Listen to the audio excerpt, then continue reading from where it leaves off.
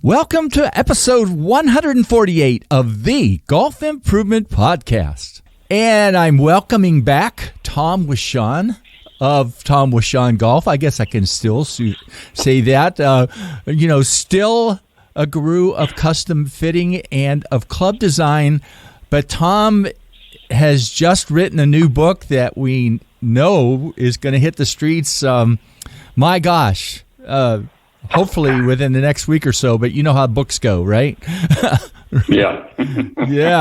Yeah. And I was so delighted you gave me the chance to read this up front. It made it a lot more fun in terms of trying to ask you some things during our interview, Tom. So thank you for that. And it's going to be fun to talk about this today. Well, thanks for your invite, Tony. It's always good to have a chance to talk to you because of your commitment to custom club fitting and educating people with the best knowledge about golf equipment. Yeah, it's a lot of fun to do that. Well, maybe we start and talk a little bit about what retirement has been like for you. Other than the book, what kinds of things have you been up to? Other than that, a little bit that have been really fun, right?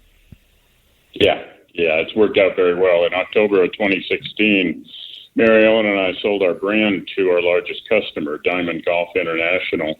Diamond Golf, a little trivia point, they are based in the UK, but they are the oldest continually operating custom club making supply company in the world. And, you can say that since Golfsmith, went out of business. Yeah. But I've known the guys at Diamond Golf, going back 30 some years, with that. They really are a quality company, and I felt really good about handing my brand over to them.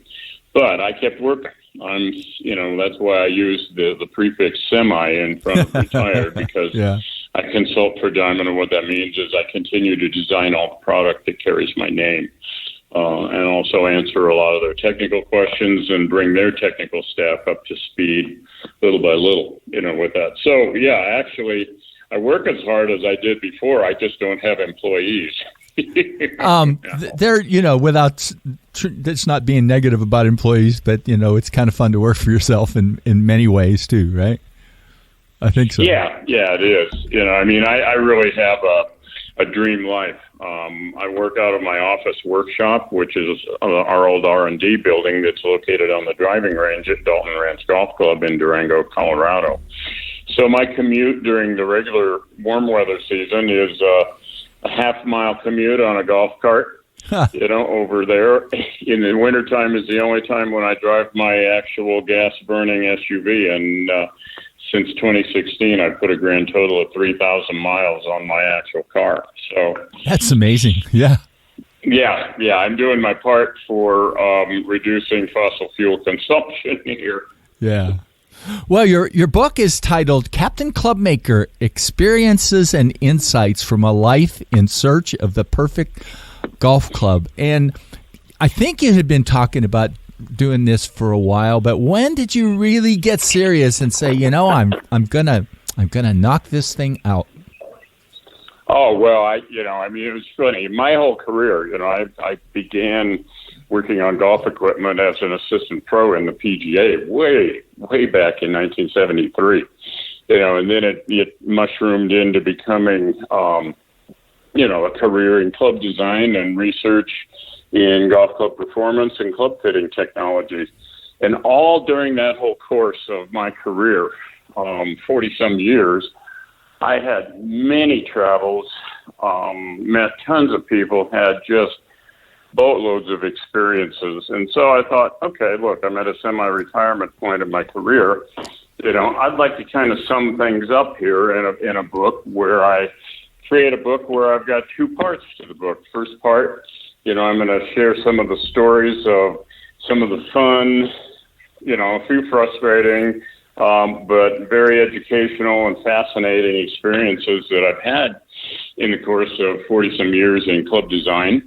And then, because this always happens when you've spent a lifetime in one particular career area, part two is where I kind of sum up, here are the high points. This is, what I feel to be the most important key points about golf clubs and their performance.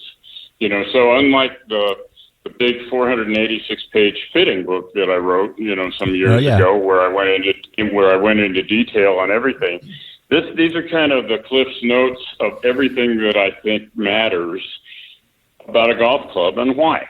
With that. So it is.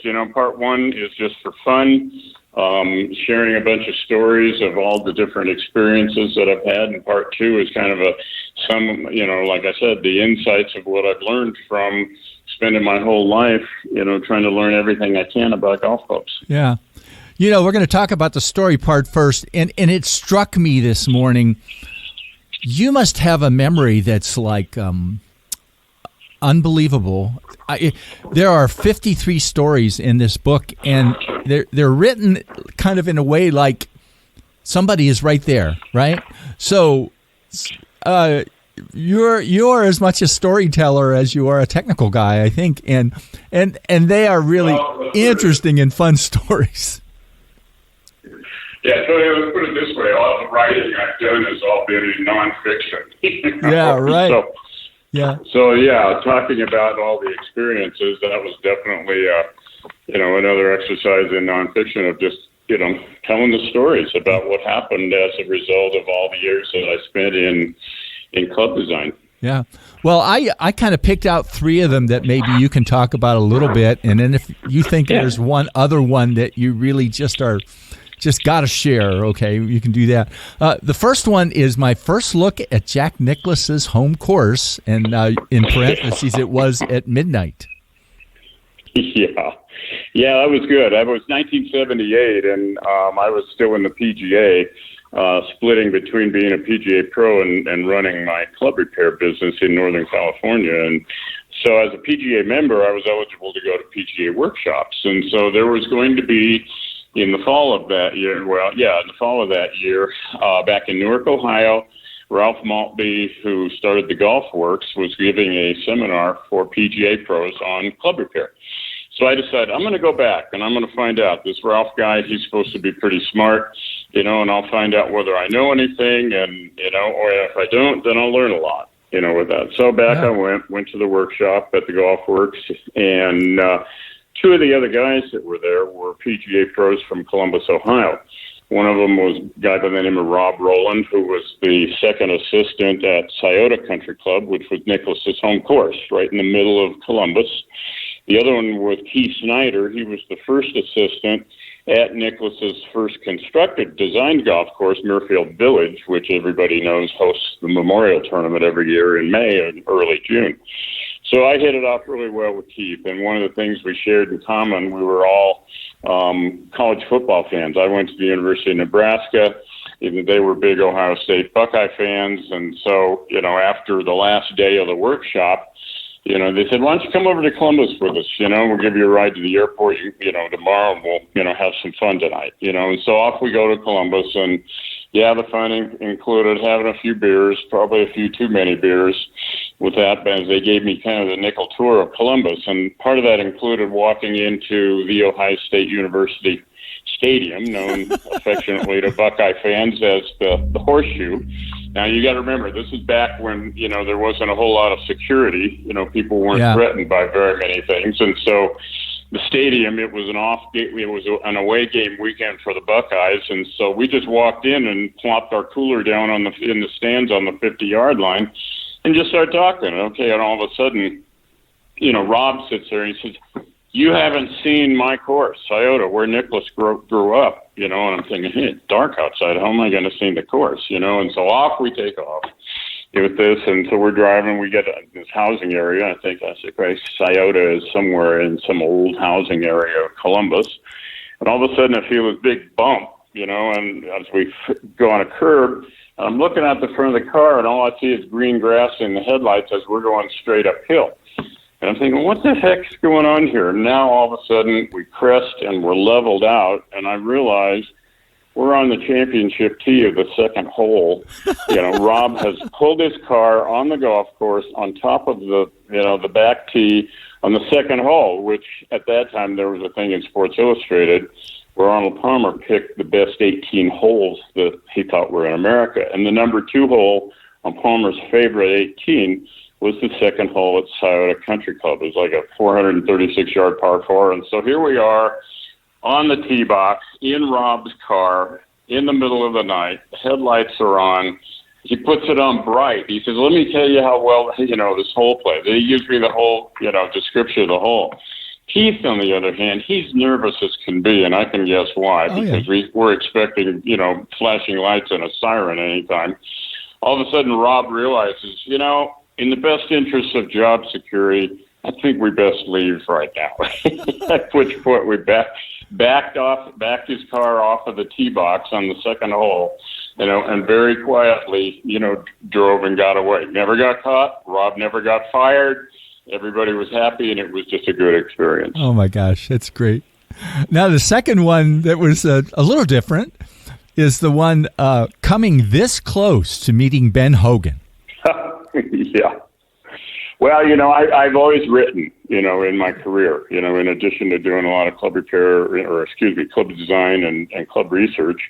I always did a lot of writing because there was so much bad information about golf clubs out there, and I wanted to do my best to, to share what I learned and teach people in the industry as well as golfers, the truths about golf equipment. So I got hooked up writing on the side for Golf World Magazine, the weekly publication, which is currently owned by Golf Digest. But back then it was owned by a small publishing firm out of Atlanta by the name of Billion Publishing.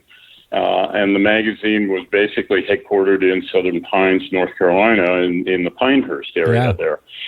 And so I was tapped to write a trade publication for Golf World Magazine called the Golf World Pro Report.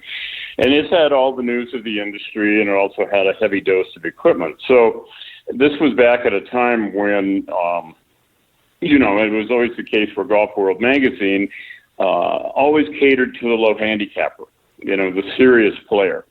And so as such, there was a heavy dose of advertising in there from golf companies who catered to the more traditional market. Golf World's biggest advertiser was the Ben Hogan Company, and as you well know, Hogan was famous for all of the really good forged carbon steel irons that Ben designed, for the company. So I was writing a piece about investment cast irons versus forged irons, and I was making the point about how the vast majority of investment cast irons were cavity backs, and therefore they were more forgiving than a forging. And so there it was. I made the statement that cast irons are more forgiving than forged irons. Okay. So I'm working, as president of Dynacraft in my regular full-time job. I get a phone call one day, and it's from the publisher of Golf World, Doug Billion. And Doug says to me right out of the bat, he says, how would you like to go to Fort Worth and interview Ben Hogan? And I'm thinking, is the Pope Catholic? Yeah, that type of thing. And, and he says, I'll have the ticket at the counter at the Columbus airport. You can leave tomorrow. Meet me down there. So there it was. The hook was set, and, I was off and running and got down there. Okay, so Doug and I walked into the Hogan factory, and we were led back to this conference room. And so we go in there, and there's a couple of guys already in there, and they didn't really introduce themselves, and they're very quiet. And I'm thinking, I wonder what the deal is with this. So we're sitting there. Now there's a second door that enters into the conference room, and as I'm sitting there looking at the table, there are copies of the issue of Golf World that I wrote this article about cast versus forged down there. So, we're sitting there, and finally the other door into the conference room opens up, and in strides then president of the Hogan Company, Jerry Osprey, with a couple of other guys with him. He's carrying a copy of the Golf World magazine. And all of a sudden, out of nowhere, his arm goes way up in the air, and he slams the magazine down on top of the conference table with great force. And with that, he bellows, "Do you think I am effing mad?" And he just starts into this diatribe where he's yelling at me. Yeah. And what he's yelling at me about is that he took opposition to the statement I made about forged irons not being as forgiving as a cast button. Well, one of the things that doesn't take long in your life to realize is that when somebody's that wound up, not going to do any good to try and interrupt. So I just kind of sat back and let him go through all the motions with this. And with that, I realized I've been conned here. I've been brought down to the Hogan Company to get yelled at to make their largest advertiser happy that we pay homage to them by just sitting there and taking it. Yeah. But during a quiet point during the meeting, my back was to the main entry door, and just outside that door was the secretary's desk. And I hear this soft voice behind me that says, "Sheila, are those the gentlemen from Golf World magazine?" And Sheila answered, "Yes, Mr. Hogan, they are." And with that, I turned around and looked, but Ben Hogan had already turned it and walked away. And that was as close as I ever got to Ben Hogan, because the publisher pulled a fast one on me by lying to me to get me out of my regular job to fly down to Fort Worth just so I could get yelled at for writing an article. Oh, gosh. What a story. Yeah. Well, the third one, I mean, it's fun in a little different way, and it was a little problem at the Open with the motor drive. Yeah. Well, once again, this one relates back to the work I did for Golf World magazine. At the same time, I was also doing my regular job, and at that time being president of Dynacraft Golf Products. Well, one of the big projects that I had going at the time, research project, was to try and get as many different golf shafts and measure them for all different specifications, including stiffness measurements. And that had not been done in the industry before. As you well know, shafts are only rated for flex by generic letters like L, A, R, S, and X, and nobody's ever really defined what is an R flex shaft or what is any flex shaft.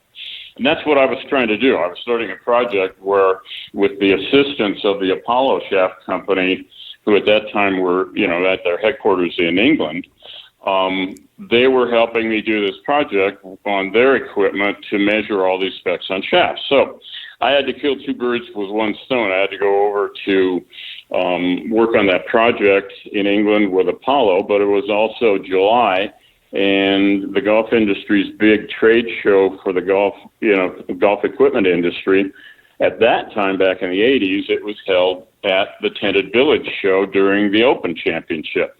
So I was going to go meet with Apollo to work on the shaft project, then head up north where the Open Championship was, in 1989 Open was at Royal Troon.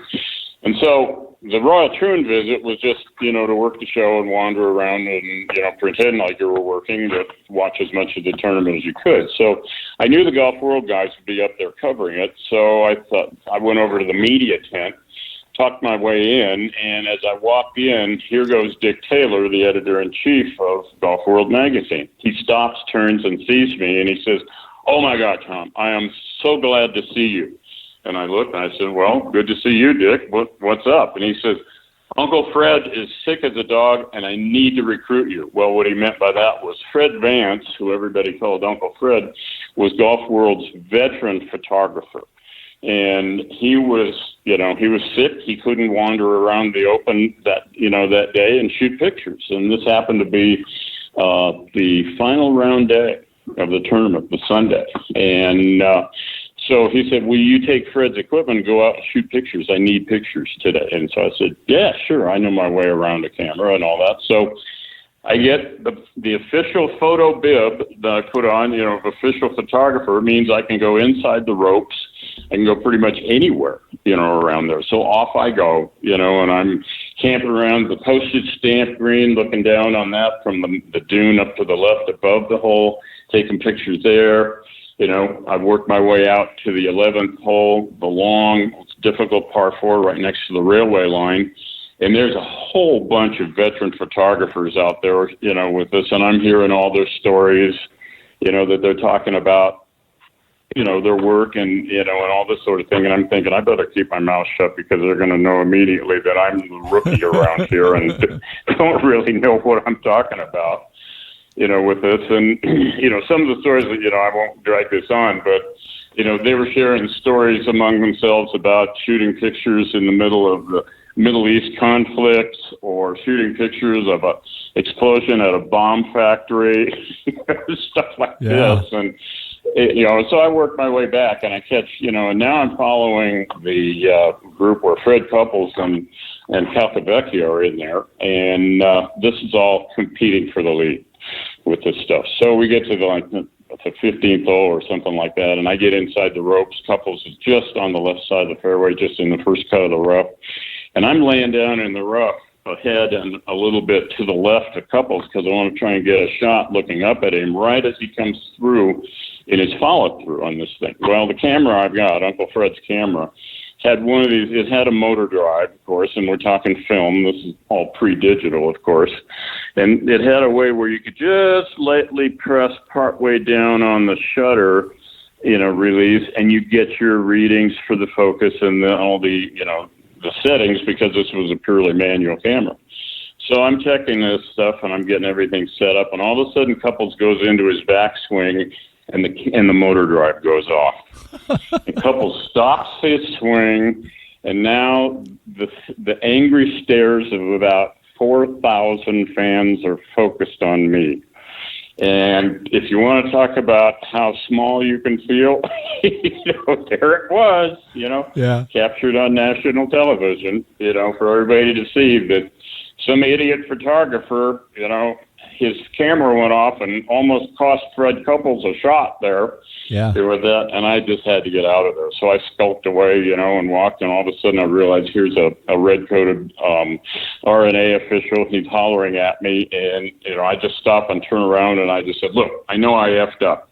Here, you don't have to tell me about it. And I wheeled and went away, and boy, did I feel bad. So I get back to the media tent. I tell, Dick about it. I hand in my rolls of film and all this sort of thing. And he says, look, let me get your Couples' address. He said, I'll, write him an apology letter. He's a good guy. He won't hold any grudges. So I did that when I was home, and wouldn't you know it, for Christmas that year, I got a special Christmas card from Fred Couples with that. But it was quite the experience to be an official photographer for the British Open for one day out there. Yeah.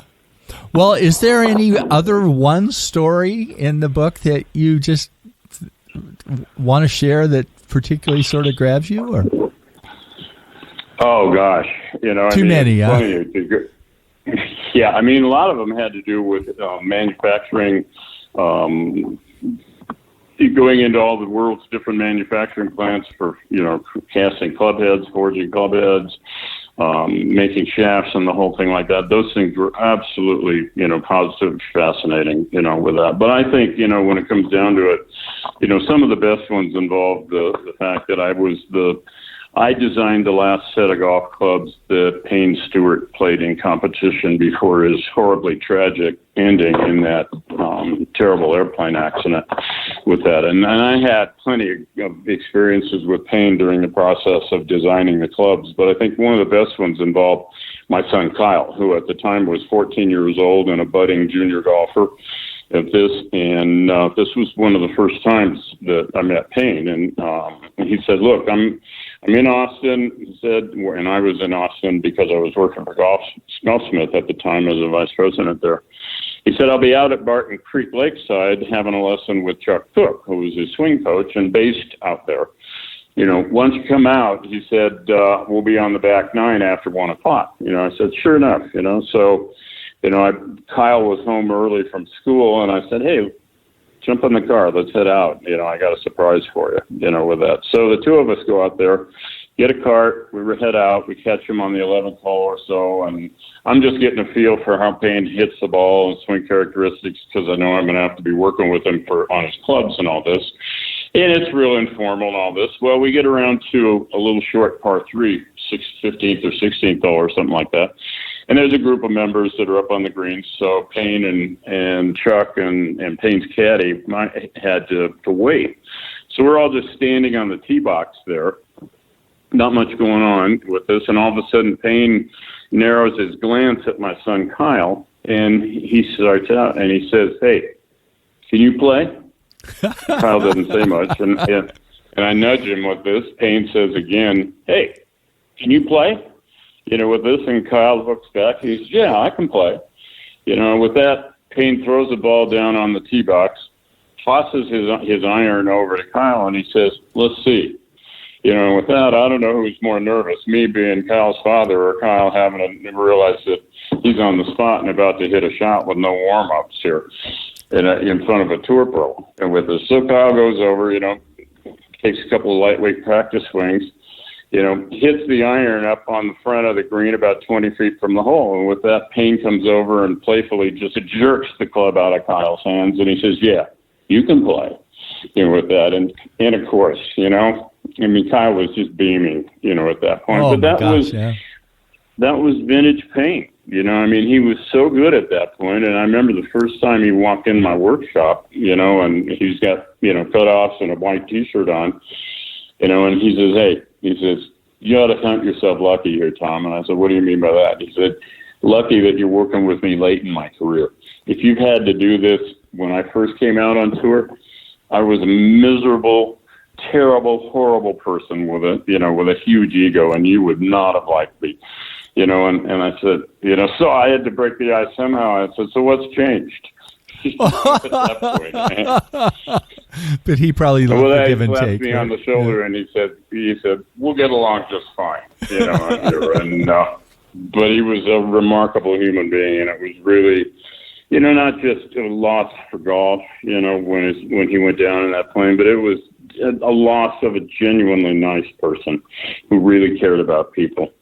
And with that, and it was, great experiences, that I had with him. But one other real quick one I can add, this was, I also had the opportunity to become very close with Harvey Pinnock, because at Golfsmith, we worked out a deal where we set up a teaching academy, for teaching, people to come in to take lessons and using Harvey's techniques, at that. And Harvey was at every school, with that, even though he was 94 at the time. Well, I was called upon to design, a line of golf clubs that carried his name. And so I had to spend a lot of time with him, picking his brain, finding out what it is that he liked about clubs so that I could design the line to be at least reasonably faithful to his equipment philosophies. And that meant a lot of time together. And there was one time that Harvey came in, and he was wheelchair bound at this point from severe degenerative arthritis of the spine.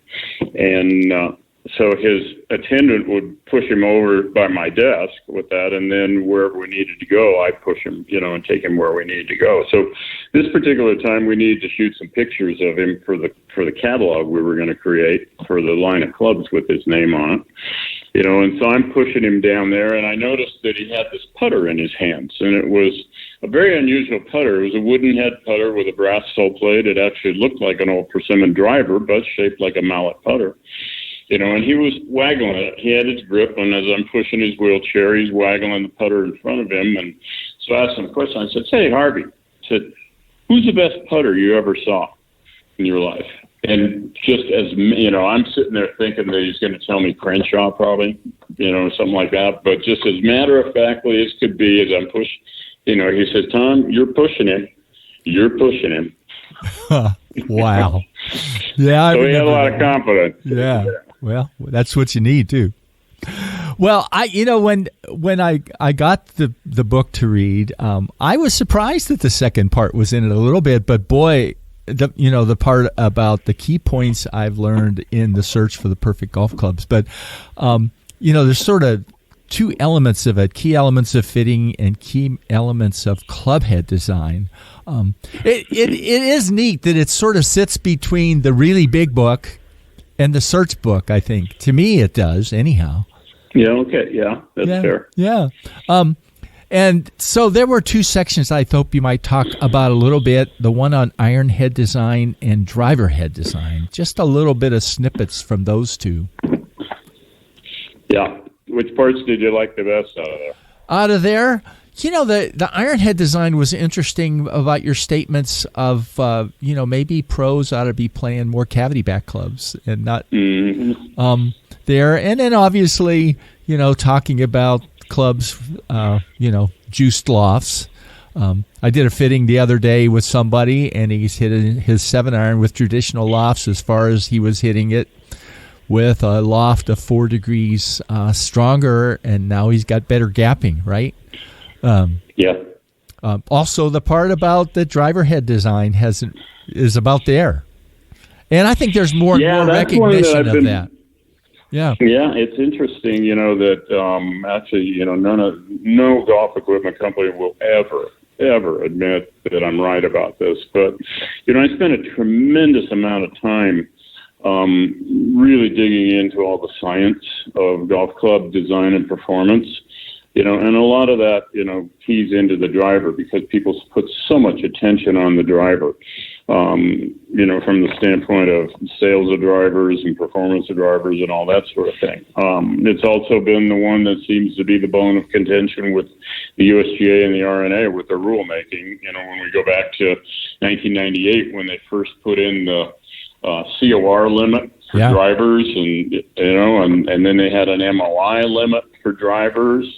And then they even had a length of club limit, which basically aimed at drivers, since the driver is the longest club in the bag anyway, for this. So it's always been this club that's gotten the most attention in the industry, and there is a lot of science behind it. But interestingly, during my entire career, when I first started in golf club work back in the early 70s, there was no science in golf club design. It really was kind of funny. The only thing that was just starting to become discovered about the science of golf clubs was if you put a big hole in the back of an iron and put as much weight as possible all around the perimeter, you made the iron head more forgiving when you hit balls off center, and you wouldn't get as much of a distance loss. And that was the beginning of science of golf clubs that started back in the late 60s and early 70s. But with regard to woods and drivers, the only things you saw back then from one year to the next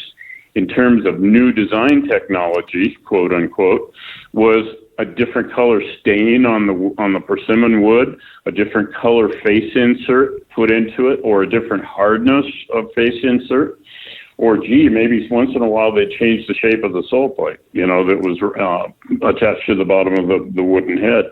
They didn't know about things like coefficient restitution, and they didn't know about moment of inertia for woods yet and all that. And I had the opportunity during my whole career to live through that and in large part discover a lot of it, from the research that I did, for this.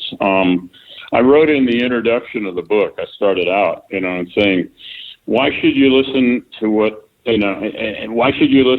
have to say about golf clubs when I never worked for one of the giant golf club companies?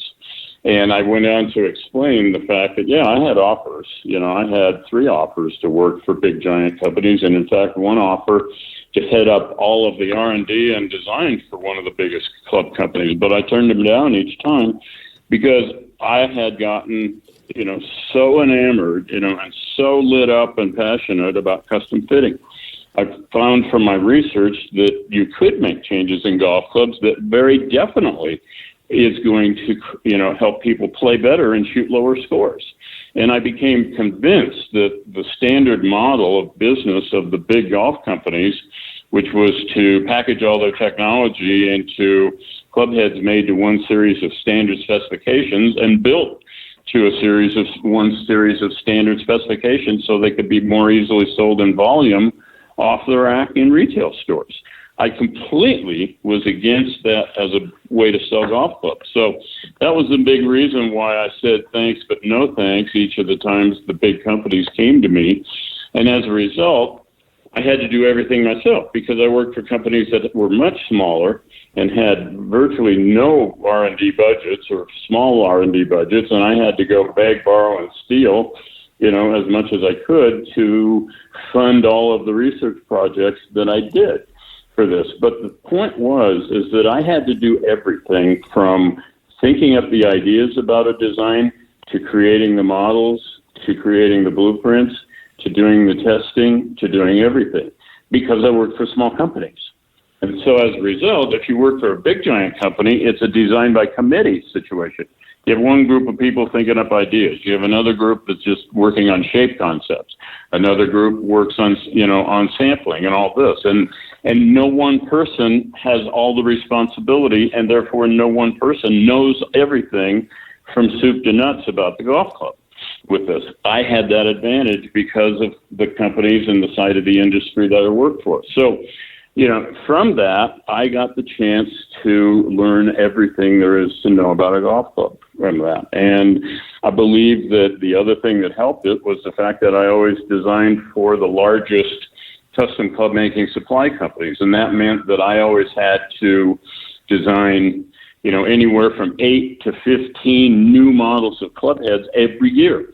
The product line that I took care of at Golfsmith, we had 25 different models of drivers, 25 different models of irons in the catalog every year. And with the other companies I designed for, it wasn't quite that many, but it was a lot.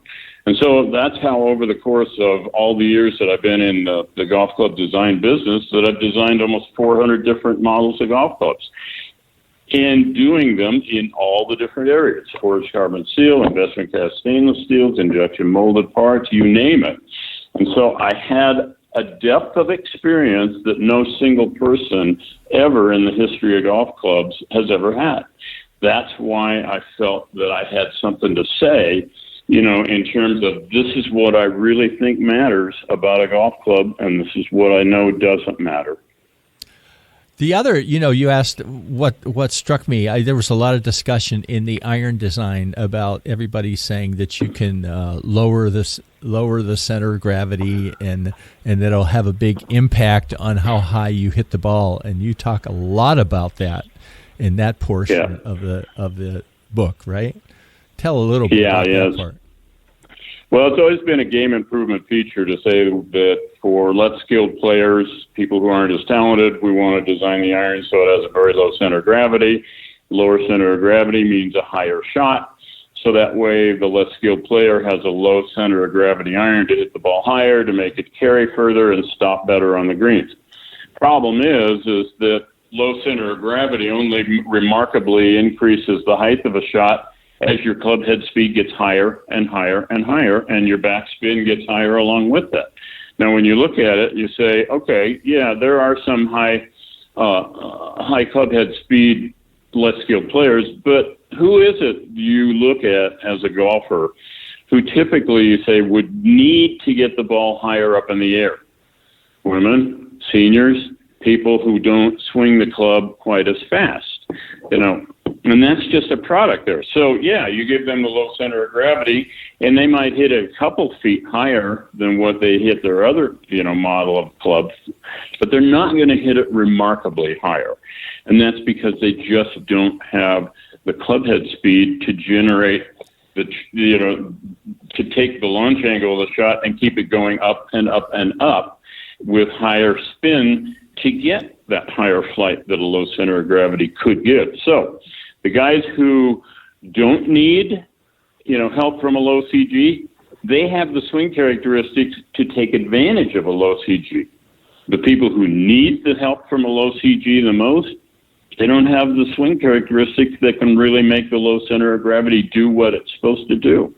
So it's a little bit of an overblown situation. Plus, when you look at all the different irons that are on the market and have been on the market over the last several decades, the traditional nature of the look of a golf club is very important in design. In other words, you can think up all the great science you want to put onto a club head, but if it doesn't look pleasing when the golfer puts it on the ground and sticks it behind the ball, nobody's going to buy that club and it won't be successful. So as a result of that, all the companies know that irons cannot be too small and they can't be too big. They have to fall into a category of being very close to being the same height, and when you do that, that's the thing, the height of the iron head is the number one thing that controls how low or how high the center of gravity is.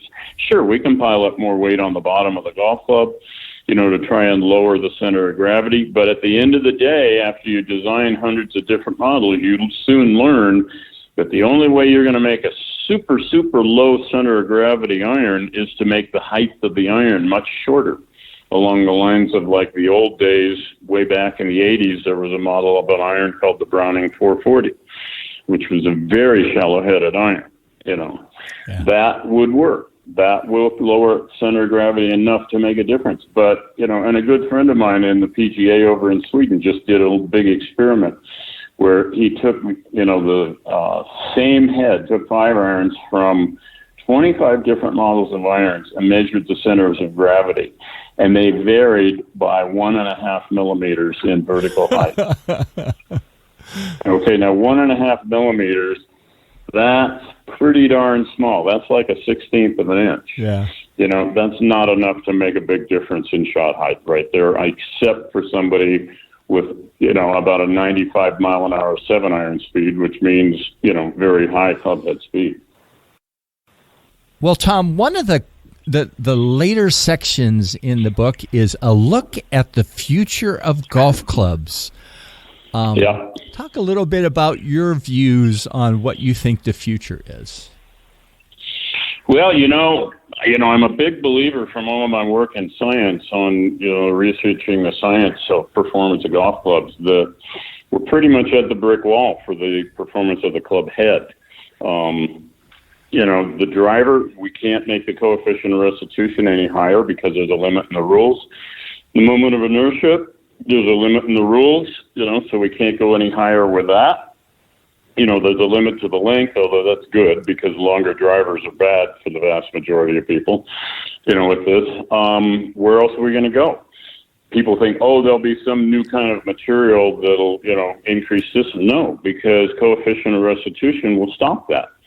So it doesn't matter if if the Mars rover brings back some form of unobtainium from the Martian surface, with incredible strength and elasticity, the rules will stop it, for that. So what's left? There really isn't, in terms of driver head design, that we have out there. With irons, there's a little more room for the moment of inertia to be increased and make off-center hit performance a little bit better. But gee whiz, there are so many irons made today, that have sufficient moment of inertia and a variable thickness face that you're not going to improve the off-center hit distance by more than just small increments that are out there.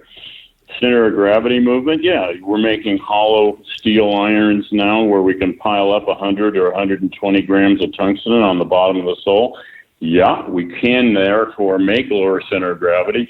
But once again, physics grabs us and says, hey, unless you've got about a 75 mile an hour 7-iron speed, that low center of gravity isn't really going to hit the ball much higher than what you've got right now, for that. So, in terms of the future of club head design, what you're going to see is a rehash of everything we've done before, but repackaged under different terminology. So the non-scientifically trained market of golfers will think it's new.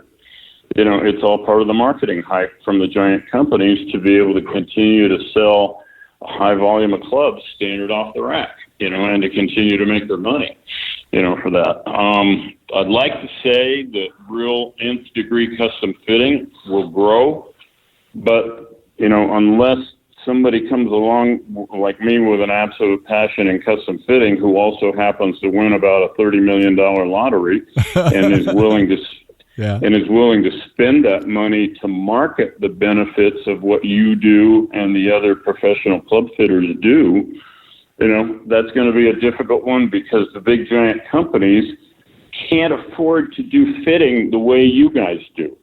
One golfer at a time, 12 specs custom fit on every single golf club in the bag and built one club at a time for one golfer at a time. They can't afford to do that, for it. And even these companies that specialize in fitting with a lot of glitz and glam, Club Champion, Tour Spec, Hot Sticks, they're working off of trying to custom fit with the big companies' standard-made clubs. They're limited in what they can change and do to custom fit a golfer compared to what you guys can do when you build the clubs from scratch, for them. So I'd like to say that, somebody's going to come along, and figure out a way to market custom fitting to the point where individual custom club makers, will see a big increase in demand for their services, but I don't know that that's going to happen. Outside of that, you're going to see more of an emphasis on pretty cosmetics, flashy colors, flashy medallions, and technology that has already existed, that will be repackaged under a different name, so golfers will think it's new. Yeah.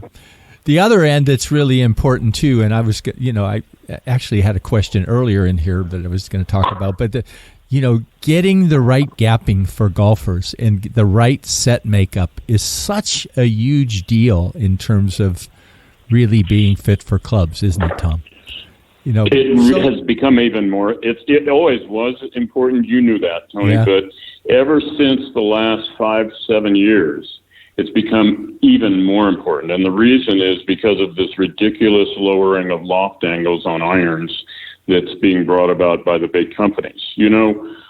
Back in the 90s when the 5-iron, well, I got to go back before that. When I first started designing golf clubs, the standard loft or the average loft on a 5-iron was 32 degrees.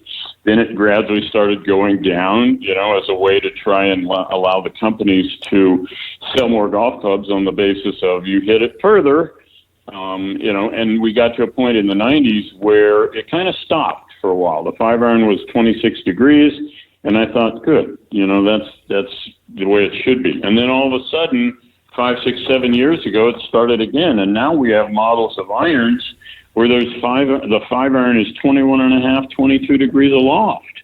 This is, what you've done when you do this and you still keep the same number on the bottom of the club is you've created fewer irons that the golfer can easily hit and therefore get benefit from. So the vast majority of average players, we're talking about guys who would normally hit an old 6-iron 150 yards. At this point, when you've got 22-degree 5-irons in sets, you have a 3, 4, 5, and a 6-iron that most people can't hit, not well enough to have them in their bag. And so fitting the set makeup, which is the complement of what clubs you have in your set, that's really become important, so you don't get a bunch of clubs in your bag that you just can't hit very well. Otherwise, you're going to see, like if you go to a shotgun start in a tournament and you got all the carts lined up with all the bags on the back of the carts, you're going to look at all these golfers, sets of irons, and you're going to see about half of the irons are shiny and brand new looking, and the other half, are worn and hit. And what that's telling you is lofts are too low on half of the irons in most people's sets, and they can't hit them high enough to get any benefit out of it. It just still tickles me. I right now, Tiger plays the irons that he's played forever, and his 6-iron is 32 degrees aloft. He's got 4-degree gaps in them, and that's how it is. And I watch the what's in the bag stuff every week for the pros, and they're all really close to that. So the guys that really it's really the most important to, they're sure doing things traditionally. There's no question. Yeah, the good players have one gigantic advantage, club head speed. Yeah. The average driver club head speed on the tour continues to go up. Now it's 115 miles an hour, and if you're out there trying to play with 105, 107 mile an hour club head speed with the driver, you're at a severe disadvantage, in terms of distance. Same thing with the iron. People hear these things where, the tour player is hitting 7-iron from 175, 180. Okay, that's a stronger loft 7-iron than 25, 35 years ago, but it's not as low of a loft of 7-iron as what game improvement irons are being made with.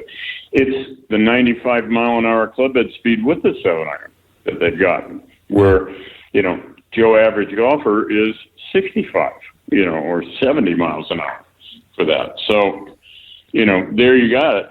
These guys can play with normal lofts on their irons because they've got the club head speed to still hit the ball far. Yeah. Well, this has been, my gosh, I've been hoping that we were going to do this probably for 5 or 6 months, Tom. And, right? I mean, what did I do? About every month or so, I'd say, how's the book? Yeah. But thank you for your patience about that. Well, there were a bunch of stories that I chose to leave out, I wanted to keep them all funny. I didn't write it, so you have to read it in order, and you don't have to read all of it. You can just jump around, look in the table of contents, and if there's a story in there that that grabs your fancy, or looks like it might be kind of funny, just pick it up and read it. None of these chapters are more than about 3, 4, 5 pages long, so it's not going to challenge anybody's attention span, in any way, shape, or form. So It was just, my way of saying, here, I've had one of the most enjoyable careers, still having it, that anyone could possibly have. And these are just some of the stories of the things that happened to me, during the course of that. And then finish it all up by saying, and by the way, this is what I learned about golf clubs as a result of messing around with clubs for 40-some years. Messing around with clubs. How about that? Yeah. Yeah, pretty neat. Yeah, well, the book comes out, the club makers and the trade will be able to get the book in about a week or two. Yeah. And then there will be a public website set up for the book. I don't know what the URL for that website is going to be, but that will be within a month. And then sales through normal large retail channels like Amazon, sales of the book will start in April. Okay. At that point. So, and if people remember, if they're interested in it, they can either just, Google Captain Clubmaker or, Tom WISHON, and you should be able to get yourself, find out a little bit more about it.